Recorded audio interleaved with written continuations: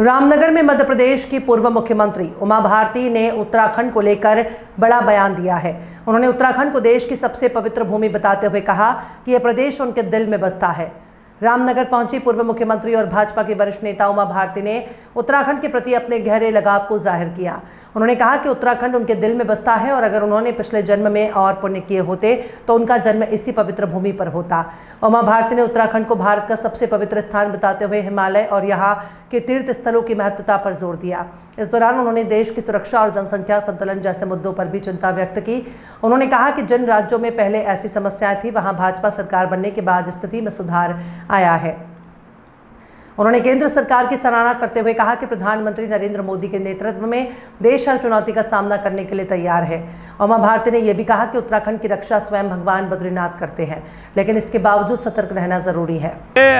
पूर्व मुख्यमंत्री उमा भारती जो कि हिंदुत्व की फायर जो है ब्रांड नेता हैं और आज रामनगर में हमारे कार्यालय रानी की तोड़ी से कार्यालय पर रुकी तो सभी महिला मोर्चा और सभी भारतीय जनता पार्टी के कार्यकर्ताओं ने फूल माला से उनका जोरदार स्वागत किया और उन्होंने सबको पश्चिम बंगाल की अभूतपूर्व जीत पर बधाई दी, शुभकामनाएं दी हैं और सभी लोगों ने हर्षोल्लास से उनका स्वागत किया।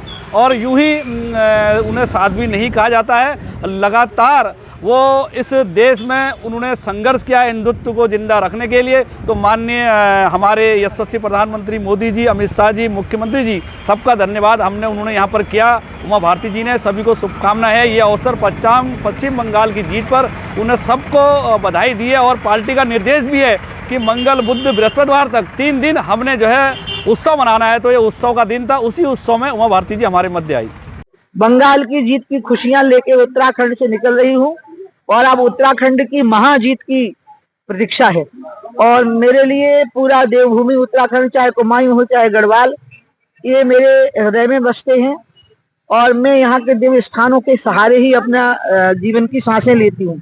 इसलिए ये तो मेरी सांसों में बसा है। उत्तराखंड की प्रगति हो, उत्तराखंड खूब आगे बढ़े और अभी और आगे बढ़ेगा और दुनिया की जीडीपी में उत्तराखंड का बहुत बड़ा योगदान होगा। इतनी खूबियां उत्तराखंड के अंदर हैं।